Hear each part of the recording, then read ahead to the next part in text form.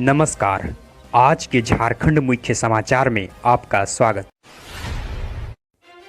आज की पहली खबर के साथ राज्य में कल शनिवार को 18 से 44 वर्ष के नागरिकों का कोरोना टीकाकरण नहीं हो सका।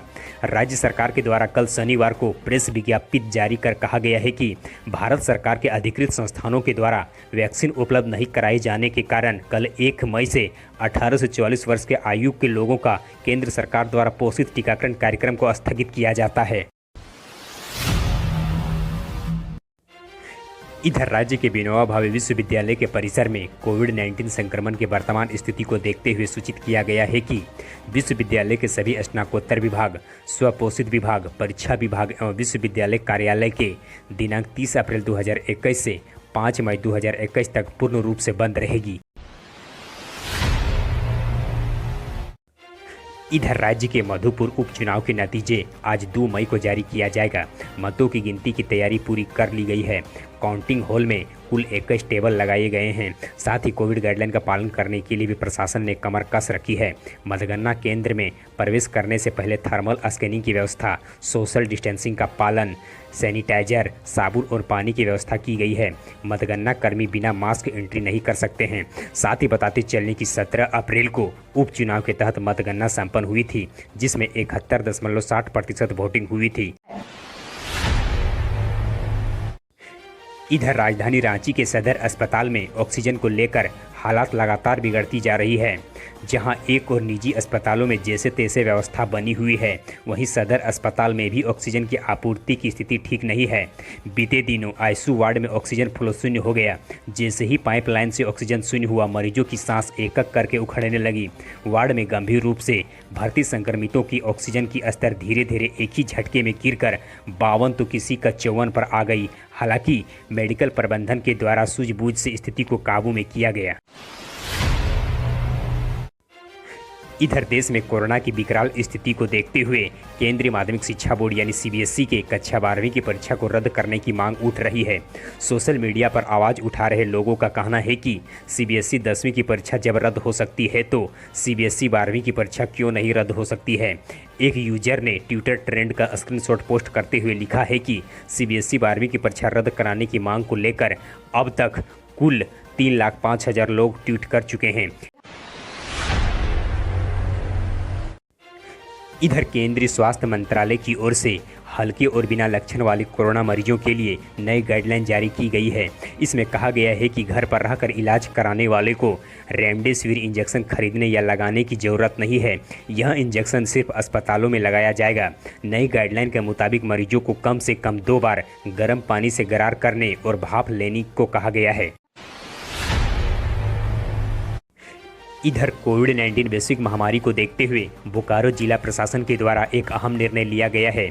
कोरोना वायरस के फैलाव से बचाव और उचित स्वास्थ्य प्रबंधन के लिए बोकारो डीसी राजेश सिंह ने आपदा प्रबंधन अधिनियम 2005 के विभिन्न धाराओं के तहत प्रदत्त शक्तियों का प्रयोग करते हुए तत्काल प्रभाव से सभी प्रकार के हड़ताल, जुलूस और धरना प्रदर्शन समेत अन्य सभी प्रकार के कृत्य जो धारा 144 के उल्लंघन के अंतर्गत पाबंदी कर दिया गया है।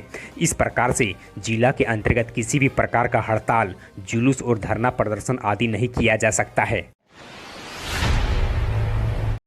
इधर राज्य के IIT ICM धनबाद की ओर से ACIC कंपनी में पूर्ण अस्थायी बहाली के तहत विभिन्न पदों पर भर्ती नोटिफिकेशन जारी किया गया है। 15 मई तक राज्य के इच्छुक अभ्यर्थी ऑनलाइन आवेदन कर सकते हैं। इसमें chief executive officer, account executive, manager innovation, manager planning and operation के साथ 3 यंग प्रोफेशनल पद शामिल हैं। साथ ही बताते चलने की सारी नियुक्ति प्रक्रिया ऑनलाइन संपन्न होगी।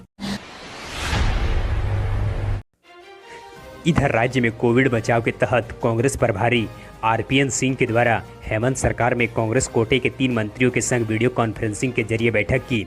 इस बैठक में राज्य के वित्त मंत्री रामेश्वर उरांव, स्वास्थ्य मंत्री बन्ना गुप्ता और कृषि मंत्री बादल पत्रलेख शामिल थे। मंत्रियों के द्वारा अपने स्तर से कोविड-19 के नियंत्रण के उपाय के बारे में चर्चा किया गया। साथ ही बताया गया कि हर स्तर पर सक्रियता बरती जा रही है। राज्य सरकार के द्वारा राज्य के मरीजों को राहत दिलाने के लिए हर युद्ध स्तर पर काम किया जा रहा है। इधर स्टेट बैंक ऑफ इंडिया यानी एसबीआई की ओर से निकाले गए specialist cadre officer, senior specialist executive, senior specialist executive finance और फार्मेसिस्ट सहित अन्य पदों पर आवेदन करने की आखिरी तिथि कल 3 मई 2021 तक निर्धारित किया गया है। ऐसे में राज्य के अभ्यर्थियों के द्वारा शीघ्र ही आवेदन कर देनी चाहिए। बताते चलने कि आवेदन करने के लिए अभ्यर्थियों को एसबीआई की आधिकारिक वेबसाइट पर जाकर ऑनलाइन आवेदन करनी होगी। एसबीआई की ओर से जारी आधिकारिक नोटिफिकेशन के अनुसार से कुल 144 पदों पर नियुक्ति करनी है। इधर देश में कोरोना की दूसरी लहर हर दिन खतरनाक होती जा रही है। नज़दीकी आंकड़ों के अनुसार से यह रिकॉर्ड 4 लाख नए संक्रमितों की पहचान पार कर चुकी है। यह दुनिया के किसी भी देश में एक दिन में मिले संक्रमितों की संख्या की सबसे बड़ी संख्या है। यही नहीं, यह आंकड़ा सबसे ज़्यादा संक्रमित अमेरिका में मिले नए मरीजों से 7 गुना है। साथ ही बताते चलने की पूरी दुनिया में 8.66 लाख नए मरीजों की पहचान हुई है, जिनमें से लगभग आधा भारत में ही पाए गए हैं। इधर लोकसभा सचिवालय के द्वारा गोड्डा के सांसद श्री निशिकांत दुबे के विशेषाधिकार हनन की नोटिस पर राज्य के मुख्य सचिव को पत्र भेजा गया है। बताते चले कि सांसद के द्वारा देवघर के उपायुक्त भंजूनाथ भजंत्री के खिलाफ विशेषाधिकार हनन की शिकायत लोकसभा सचिवालय को सौंपी गई थी। लोकसभा सचिवालय की उप सचिव बाला गुरुजी के द्वारा इसे केंद्रीय कार्मिक मंत्रालय और मुख्य सचिव को प्रेषित कर 15 दिनों के भीतर जवाब मांगी गई है। इधर राज्य में अगले 15 दिनों तक किसी भी तरह के निबंधन यानी रजिस्ट्री का कार्य नहीं होगी। कोरोना के बढ़ते संक्रमण को देखते हुए झारखंड दस्तावेज नवीस संघ ने 15 दिन तक कार्य नहीं करने का निर्णय लिया है। इससे पहले संघ के द्वारा अपने कार्यकारिणी की बैठक में यह निर्णय लिया गया था कि 1 मई तक राज्य के किसी भी रजिस्ट्री कार्यालय में दस्तावेज नवीस संघ के संबंध लिपिक कोई भी कार्य नहीं किया जाएगा।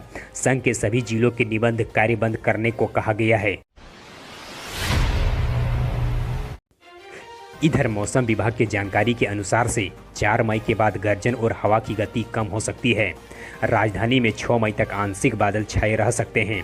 कहीं कहीं गर्जन के साथ हल्के से मध्यम दर्जे की बारिश हो सकती है। इसके लिए लोगों को गर्मी से राहत मिलेगी। अधिकतम तापमान 35 डिग्री सेल्सियस तथा न्यूनतम तापमान 24 डिग्री सेल्सियस तक आ सकती है। इधर धनबाद जिले में चलाए जा रहे नक्सल उन्मूलन अभियान के तहत पुलिस को 4 नक्सलियों को गिरफ्तार करने में बड़ी सफलता हासिल हुई है। एसपी मोहित गर्ग ने बताया कि एसटीओपी अर्जुन कुर्रे के निर्देश पर इन दिनों डीआरजी जिला बल, झस बल, एसटीएफ और आईटीबीपी के द्वारा क्षेत्र में लगातार नक्सल विरोधी अभियान संचालित किया जा रहा है। पकड़े गए आरोपी नक्सली के पास 2 गन डेटोनेटर और 25 मीटर की बिजली वायर बरामद हुई है। आप अपने निर्देश या सलाह देने के लिए नीचे कमेंट बॉक्स में हमें कमेंट करें। हमारे हौसला अफजाई के लिए इस वीडियो को लाइक करें और अपने मित्रों के साथ अधिक से अधिक शेयर करें। हम फिर मिलते हैं कल के अपडेट्स के साथ, तब तक के लिए धन्यवाद।